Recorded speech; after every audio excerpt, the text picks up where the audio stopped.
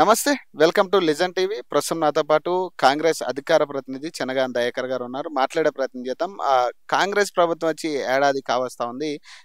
దాదాపు అంటే నిరుద్యోగుల పక్షాన దాదాపు 56,000 ఉద్యోగాలు ఇచ్చిన సందర్భంగా కృతజ్ఞత సభ అంటూ కూడా ఈ ఆర్ట్స్ కాలేజ్‌లో రేపు నిర్వర్తిస్తున్న పరిస్థితి. మాట్లాడే ప్రయత్నం చేద్దాం. నమస్తే అన్న. నమస్తే.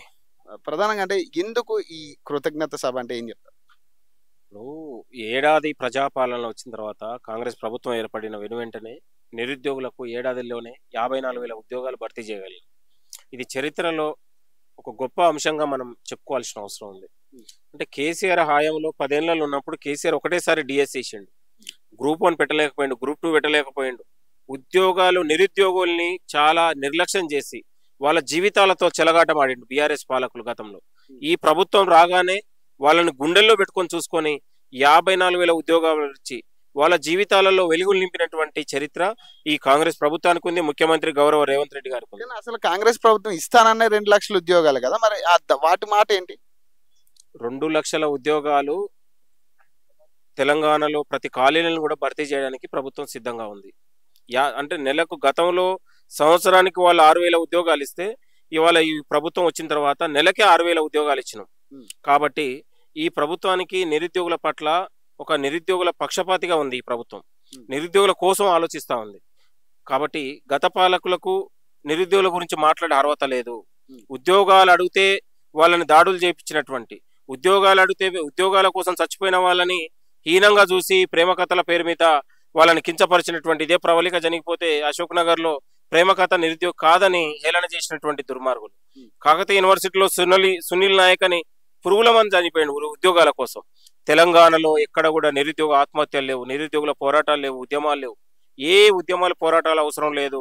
మీ వెనకాల నేనున్నా, మీ పెద్దన్నగా ఉన్నా, నేను మీకోసం నేనున్నానని ముఖ్యమంత్రి గారు ప్రతి నిరుద్యోగులు యాక్సెప్ట్ చేస్తున్నారు. దీన్ని నిరుద్యోగులు నిజమైన నిరుద్యోగులు ఎందుకు ఆలోచన చేయట్లేదు? ఇవాళ మీరు లైబ్రరీలో, చిక్కడపల్లి లైబ్రరీలో, అశోక్ నగర్, దిల్సుఖ్ నగర్, తెలంగాణలో ప్రతి లైబ్రరీలో వేలాది మంది ఈరోజు సీరియస్ ఆస్పిరెంట్స్ గా చదువుకుంటున్నారు. ప్రభుత్వం యొక్క ఆలోచనని స్వాగతిస్తా ఉన్నారు. ప్రభుత్వం తీసుకున్న ప్రతి నిర్ణయాన్ని స్వాగతిస్తా ఉన్నారు. నిరుద్యోగులు మొన్న అనతి కాలంలోనే డిఎస్సి చేసినాం, గ్రూప్ 1 చేసినాం, గ్రూప్ 2 చేసినాం, గ్రూప్ 4 వాళ్ళకు మనం ఆర్డర్ ఇచ్చినాం. ఇవాళ అనేక ఎస్ఐ కానిస్టేబుల్ వాళ్ళకి ఇచ్చేసినాం. ఇవాళ నర్సింగ్ కానీ లేకపోతే వార్డెన్ పోస్టులు కానీ ఎక్కడ ఖాళీలు ఉన్నా ప్రతి ఖాళీలను భర్తీ చేయడానికి ప్రభుత్వం సిద్ధంగా ఉంది. మీరు గుర్తుపెట్టుకోండి. ఇది నిరుద్యోగుల పక్షపాతం. నిరుద్యోగుల జీవితాల్లో వెలుగులు నింపే పార్టీ ఏదైనా ఉందంటే అది కాంగ్రెస్ ప్రభుత్వం మాత్రమే, కాంగ్రెస్ పార్టీ మాత్రమే. కాబట్టి ఇది ఒక 5 ఏళ్లతో కాదు, ఇది ఒక యుద్ధ ప్రతిపాదికగా 10 ఏళ్లు ఈ ప్రభుత్వం ఉంటుంది.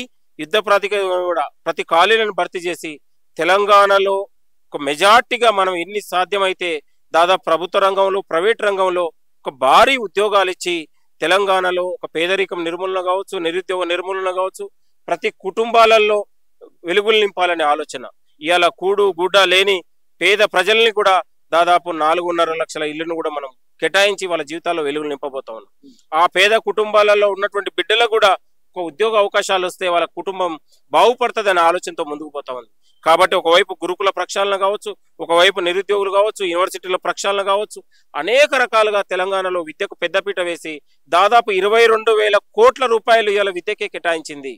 కాబట్టి ఈ ప్రభుత్వం విద్యకు ఒక చిత్తశుద్ధి ఉంది. విద్య పట్ల ఒక బలమైన పూర్తి ఆలోచనతోని ముందుకెళ్తా ఉంది, దూరచూపుతోనే ముందుకెళ్తా ఉంది. కాబట్టి గురుకుల అభివృద్ధి కావచ్చు, ఇంజనీరింగ్ విద్య కావచ్చు, డిగ్రీ విద్య కావచ్చు, తెలంగాణలో డిగ్రీ చదువుకున్న ప్రతి నిరుద్యోగి, డిగ్రీ చదువుకున్న ప్రతి ఉద్యోగి, అది ప్రభుత్వ రంగమా లేకపోతే ప్రైవేట్ రంగమా, ప్రభుత్వ రంగమా, ఉద్యోగాలు రావాలనే ఆలోచనతో ఈ ఉద్యోగాలు ఇవ్వాలంటే ఏదైతే విద్యార్థులు నిరుద్యోగులు చేయాల్సిన సభని చెనగాని దయాకర్ చేయడానికి గల కారణం ఏంటి? ఇప్పుడు నిరుద్యోగుల కోసం కొట్లాడింది మేము ఈ 10 ఏళ్లలో. కేసీఆర్ హయాంలో అనేక రకాలుగా జైళ్లలో పోయినాం, కేసులు పెట్టుకున్నాం, ఉద్యమాలు చేసినాం. ఒక యూనివర్సిటీ విద్యార్థి నాయకుడిగా, యూనివర్సిటీ పరిశోధక విద్యార్థి నాయకుడిగా ఇవాళ కాంగ్రెస్ పార్టీతోనే ఈ యువతకు భవిష్యత్తు అని ప్రగాఢం నమ్మి మనం పనిచేసినాం. కాబట్టి మన పట్ల ఇప్పుడు నిరుద్యోగుల పట్ల, నిరుద్యోగుల కోసం మాకు ఆ రైట్ ఉంది, మాకు హక్కు ఉంది. కాబట్టి ఈ నిరుద్యోగుల కోసమే మనం మాట్లాడాం. కాబట్టి ఇంత గొప్ప అవకాశాలు ఇచ్చినటువంటి నిరుద్యోగులుగా మీరందరూ కూడా మనం ఈ ప్రభుత్వానికి ధన్యవాదాలు, థ్యాంక్ఫుల్ చెప్పాల్సిన అవసరం ఉంది. ఎందుకంటే గతంలో చెప్పని వాళ్ళే ఆటలు పాటలు పెట్టి తెలంగాణని మైమరిపించి అదే అభివృద్ధి అన్నారు. ఇవాళ మనం చేసిన పనులనే మనం కొన్నిసార్లు ప్రజలుగా చెప్పుకుంటున్నారు వాళ్ళు, గుర్తుపెట్టుకోండి.